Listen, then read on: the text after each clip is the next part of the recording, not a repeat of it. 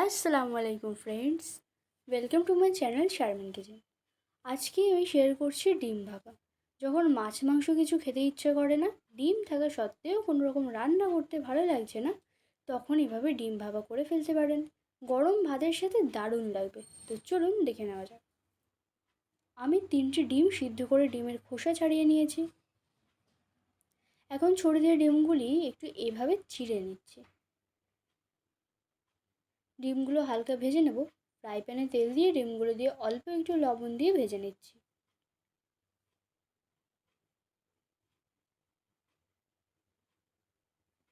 ভেজে নেওয়া হয়ে গেলে তুলে নেব। এখন মিক্সিং জারে ভিজিয়ে রেখে 3 চামচ সরষে দিয়ে দিচ্ছি। আর দিচ্ছি 2 চামচ পোস্ত, কয়েকটি কাজু ও 3টি কাঁচা লঙ্কা। একটু জল দিয়ে মিহি পেস্ট বানিয়ে নেব।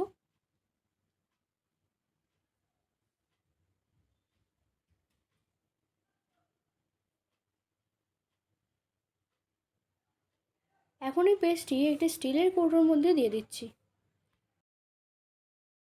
জারটা ধুয়ে সামান্য জল দিলাম। আর দিচ্ছি 2 চামচ টক দই ফেটিয়ে।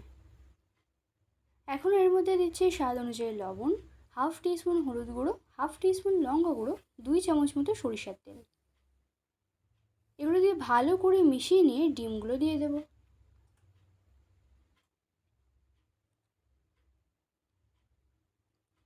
ডিমগুলি দিয়ে ভালো করে মশলাগুলো ডিমের গায়ে লাগিয়ে নিচ্ছি।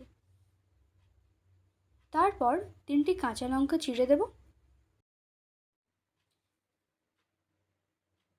ও 1 চামচ সরষের তেল উপর থেকে দিয়ে ঢাকনা লাগিয়ে ভাপে দেব।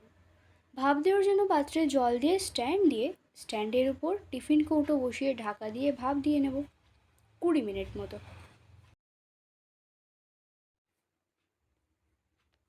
20 মিনিট পর ভাপ দেওয়া কমপ্লিট। তুলে নিয়ে কৌটোর ঢাকনা খুলে দেখাচ্ছি। দেখুন কত লোভনীয় লাগছে না? ডিমের ভাপা এইভাবে বানিয়ে দেখুন, গরম ভাতের সাথে জাস্ট জমে যাবে। অবশ্যই একবার ট্রাই করে দেখুন, আশা করছি ভালো লাগবে। ভালো লাগলে কমেন্ট করে জানাবেন। ভিডিওটি ভালো লাগলে লাইক শেয়ার করে দেবেন। আর আমার চ্যানেলের নতুন সদস্য হয়ে থাকলে চ্যানেলটি সাবস্ক্রাইব করে পাশে থাকার অনুরোধ রইল। Thanks for watching.